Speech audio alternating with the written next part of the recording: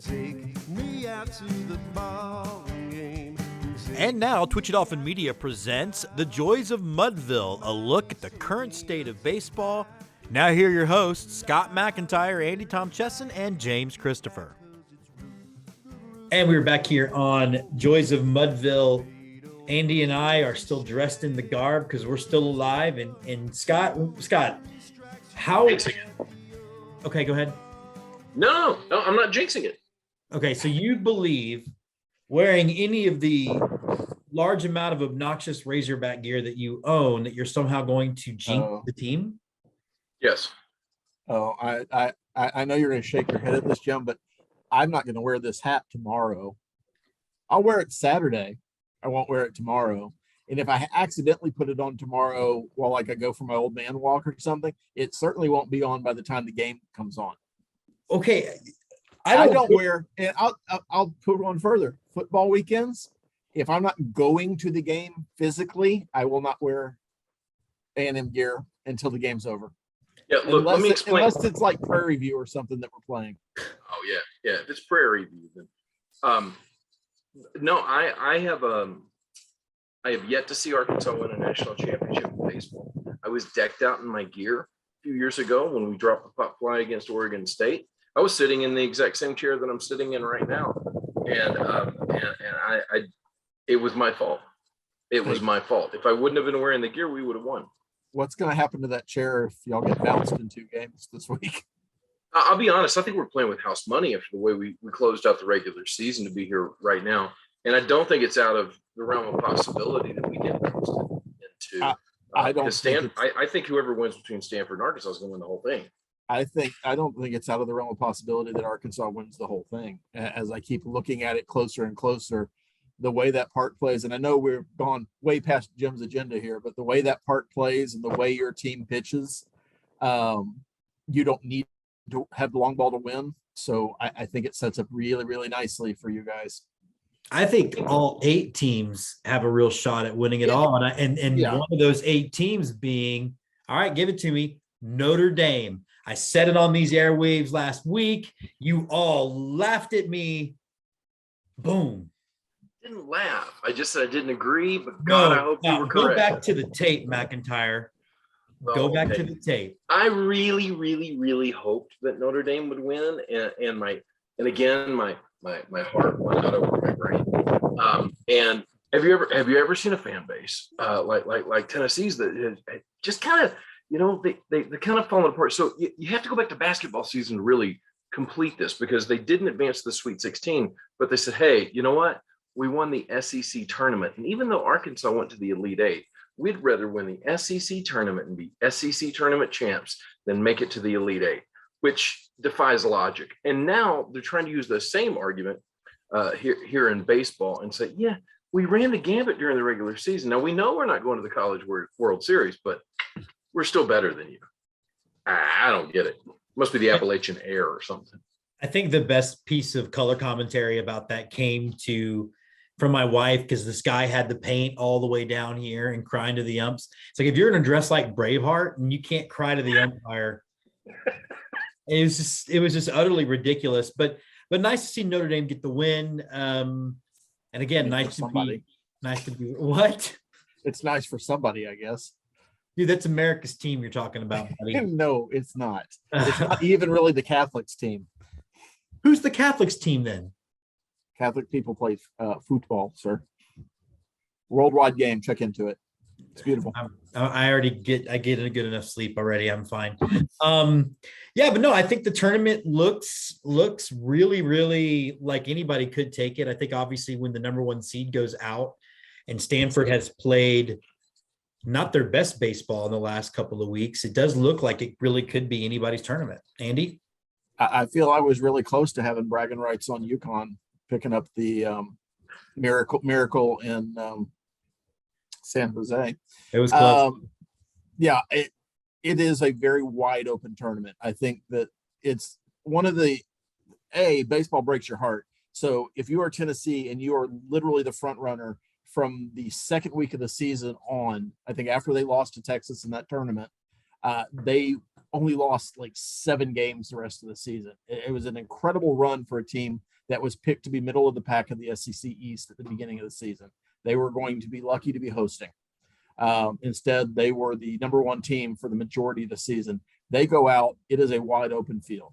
And every team that's in there is flawed on paper. Yeah. So there's not a team that you go in thinking, all right, well, their pitching's too good and their hitting's too good and they're going to have to make mistakes.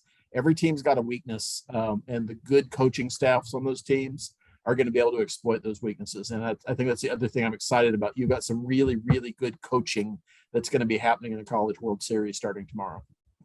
I'm, Scott, to his point, I think everybody's flawed. I think it's what makes it fun. I've spoken on the show before about the Longhorn pitching taking a hit and everything being off, but then you look at what they can do with the bat and you think, well, maybe you can overcome some mediocre pitching. But yeah, your take on just the tournament field as a whole. I think if you look at it on paper, I mean, first Stanford and Texas stand out on each side of the bracket. We saw Stanford earlier this year too, Jim, back in February when it was freezing cold, and they sure don't. That game, they're not the same team as they are now, but we did see 2 of the final 8 when we were in Round Rock. So Stanford being there and Texas from the other side of the bracket, that's what stands up. A&M, ask Andy, he didn't have a thought that they would be in Omaha at this time of the year. They're playing with house money. Oklahoma, Ole Miss. Both of these teams weren't that great during the regular season. They were good enough, and then they caught fire at the end of the year. Arkansas slumped and caught fire. Auburn kind of is really way under the radar, but they're quite good. So as you continue to look at these teams, it's like, do you go with who's best, right, on paper, or do you go with who's hottest? Right. And in American sports, in the way we do playoffs, you got to respect the hotness. But then you get into who's hot. I mean, Oklahoma's been, and besides you, Scott, but you're not in the tournament. You've already won. You've already won it, buddy.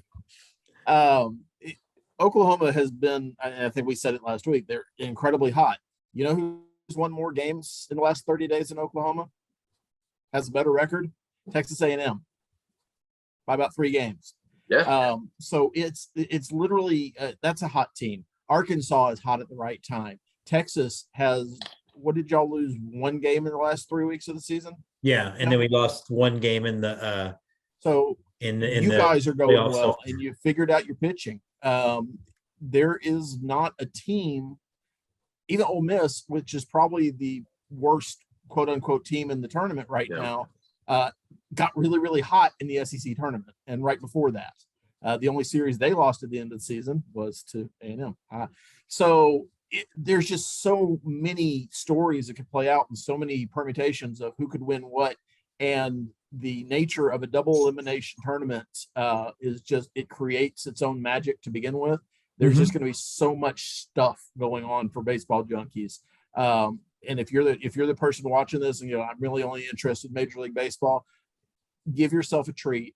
Watch this weekend on ESPN. The games are all on the main channel. You don't have to go searching for them.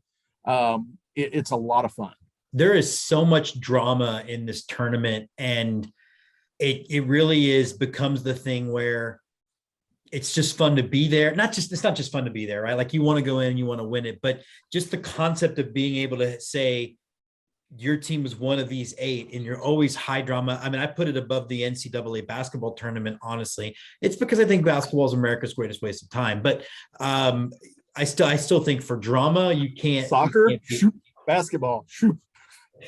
I like soccer better than basketball. How about that? I think that what it's going to come down to then is the team with the coolest nickname. And I think that's definitely Texas, and the Hispanic Titanic, Ivan Melendez, who, by the way, Scott, did you know, has hit the most home runs in a single season since they went away from aluminum to the BB Corbat? He beat. I know now. I know now. But he better bring it to Omaha too, or that record in $5 will get you like a Happy Meal. First of all, I don't think $5 can buy a Happy Meal anymore. Andy, can it not? Andy, which of our ridiculous statements do you want to respond to? I just have a question, and I do think the Hispanic Titanic is a great nickname because rhyming is fun always. But didn't the Titanic crash and burn and kill 3,500 people? Well, it didn't. So crash. now we're making It it didn't burn. ethnic disaster is another way to Didn't say burn. Hispanic Titanic. Definitely didn't burn. Definitely didn't burn. It did. But I I never saw saw the Billy movie, Zane so I caught actually on don't know fire. what I'm happened. sure of it. I never saw the movie. I don't know what's supposed to happen. What happened? You're a lucky man. I was rooting for the boat about 2 hours in. Kill Wait, these idiots. That movie's longer than 2 hours? Oh my, it's like 4. It's horrible.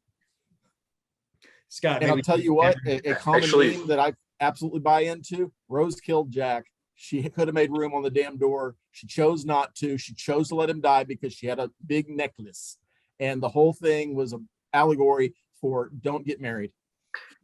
If you listen to Craig Ferguson, also, I can't remember that the actor, what was her name? The actress that Kate played Rose? Rose. Kate Winslet. Kate Winslet. When Craig Ferguson watched that, he made the offhand comment on the late show that move your fat ass over, Rose. Give Jack some room. Kate Winslet refused to ever appear on his show because he called her fat.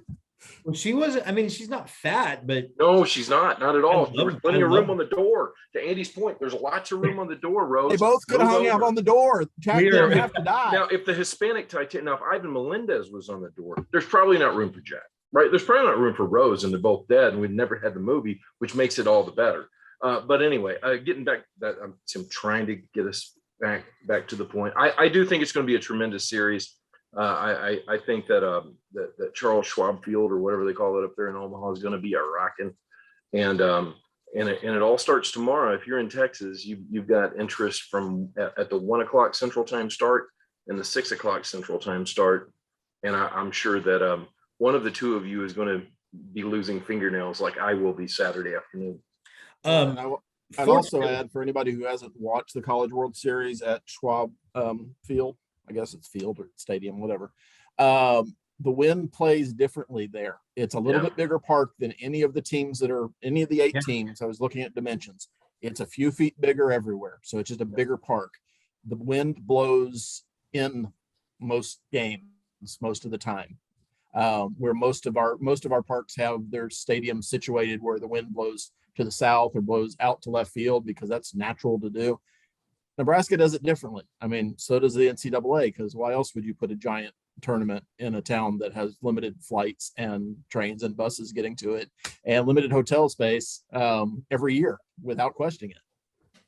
I actually won't be doing a lot of fingernail chewing because I'll be at my first and second Astros games this weekend, and we got club seats. So, and we're with our hotels within walking distance. So I'm just gonna get drunk like Andy's doing now. So if things aren't going well, our text messages are going to blow up, Andy. Just know that. Just know- That's Oh, true. he'll deflect and start sending us pictures of Jess. Talk about how in love he is and how he's lucky and all this other stuff doesn't matter. Yeah. Well, for the record, she doesn't watch the show, but none of that other stuff matters compared to Your her. love for the love affair between Jim and Jess. Exactly. I do want to talk a little Major League Baseball. One, Scott, I'm sure you saw the news that we had like some really good pitching performances. We saw the Astros throw 2 immaculate innings in a game, which has never been done before. You had a Cardinal starter go 1 out away, 1 pitch away. one. 1 pitch away. Miles Michaelis too. Miles Michaelis had some outstanding defense in that game. Harrison Bader in center field is a Gold Glove center not and made great plays on that. But the kid that they just called up from Memphis that supposedly is all bat, no glove. No, not quite. Nolan Gorman made some amazing stops at second base to keep that thing going. It looked like the real deal. And it was funny though. Michaelis said, how he likes to joke and talk to people during the game. He's like, it was kind of weird because nobody wanted to talk to me. I felt weird. Nobody would talk. Nobody would say a word to me. But that's part of the game, right? The guy's got that going. You don't get inside their head. I think that the baseball product itself is very good right now. You have a resurgent former Cardinal now playing in Yankee Stadium, Matt Carpenter, who couldn't hit the ball to the warning track in St. Louis, but now suddenly the ball's flying out of Yankee Stadium for Well, him. it's a little league park, Scott. They might be using a different ball. No, it's because it's a Throw little that league out there. park. I mean, Chris Woodward said so. Well, if Chris Woodward said it, I mean, then it must be true. But it leads me to something that I've been wanting to talk about for like 3 weeks and stuff up coming up. But the fact is we've had a lot of dominant pitching performances. I think Justin Verlander has taken a no-hitter into the 7th 3 times already. So where do we fall on the superstition, which I'm afraid to ask this group who won't even wear gear for their team when they're playing? Where do we fall on the, and I'll start with Andy, fall on the superstition of broadcasters, media mentioning no-hitters and therefore jinxing the no-hitter? I grew up in the land, in the time, and the rule of you don't mention a no-hitter when it's happening. That really is for the players. It used to be that the broadcasters who were broadcasting a game would also kind of honor that because they viewed themselves as part of a team. And frankly, somebody would tell Bob Gibson that, hey, they're talking about your no-hitter up in the, and Bob Gibson would actually kill somebody. He killed 4 guys. And all justified. He was found innocent of all things. Ryan was the same way. He probably killed 16 guys because he had no-hitters into the 9th that many times. Just all of that. I think what the line is for me, though, is not when Todd Callis accidentally mentions that there's been no hits or finds a way to talk around there's been no hits. It's when you have media personalities who have decided to go out of their way to be assholes about mentioning it and then doubling down on it. That's where it kind of gets on my nerves. Because as fans, we're talking about it, or we're talking about it in a way of not talking about it. And absolutely, if the team I'm rooting for is being no hit, I'm all over Twitter saying a no hitter is being thrown right now. Absolutely. Oh my God, another pitch and the no hitter's been until it's done. Because if my wearing a hat can affect a baseball game, surely my throwing out a tweet can affect a baseball game. Jessica actually really did ruin one of Verlander's because she thought a fielder's choice was the hit. She goes, "Oh, it's over," and then I think he gave up the hit the next batter. But anyway, no, I like, here's the way I look at it, and Scott, we'll get to you. But to me, it's like, yeah, I understand that me, however far away from Houston has no effect on what's going on at Minute Maid Park. I get it intellectually, but it's kind of fun. Like, it's fun to have the superstition and it's fun to buy into it. And I agree. I don't understand how some sports personalities get joy out of trolling the people that they need to make money. I just don't. Scott? We live in an age where it's gotcha media. It's running the headline. It's whatever the headline says is what sparks interest. It's not what the real story is. Most people aren't interested in the real story. They're interested in the headline. And I can't tell the full story in X number of characters on Twitter.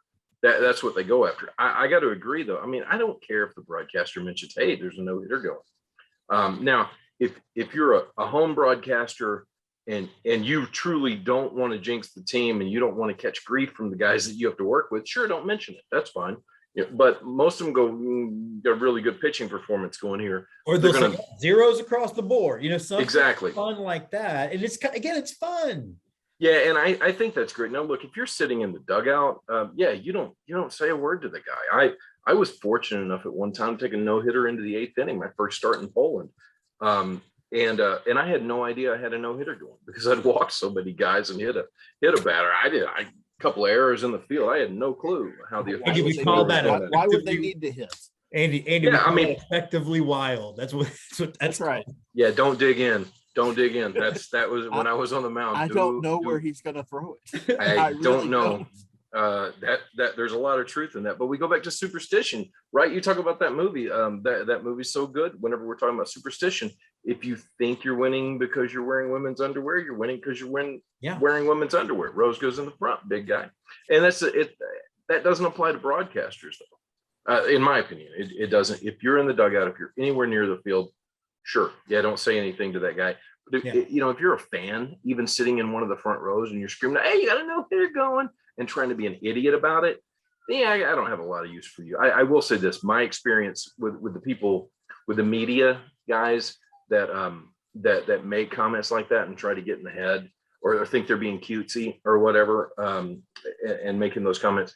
Typically, they didn't play baseball after the age of 10. So who cares what they think?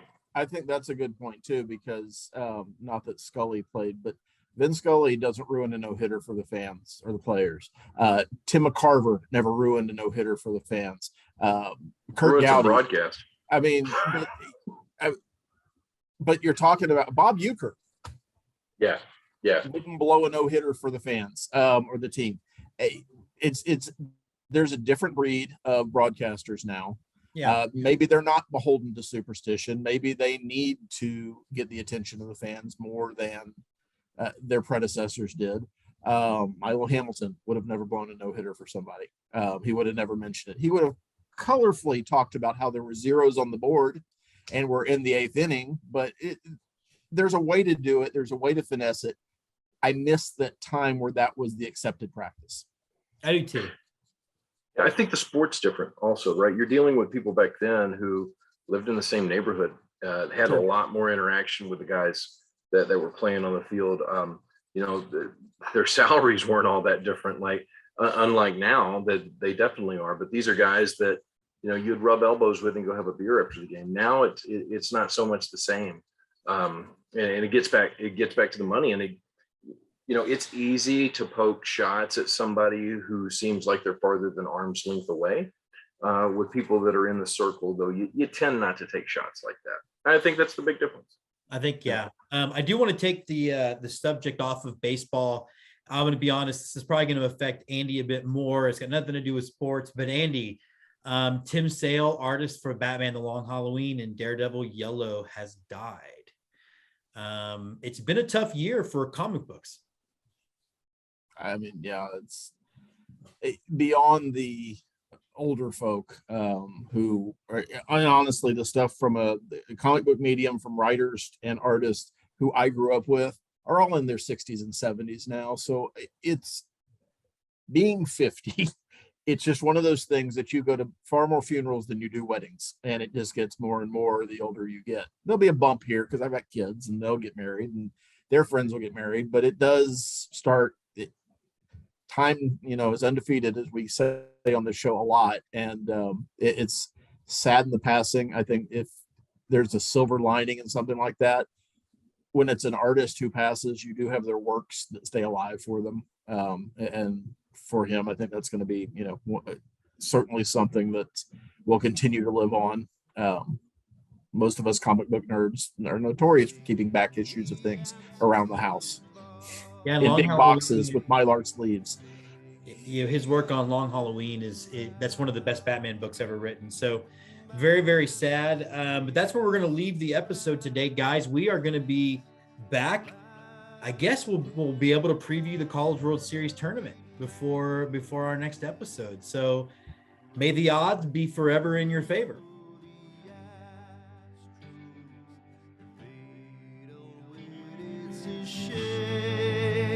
It's 1, 2, 3 strikes you right.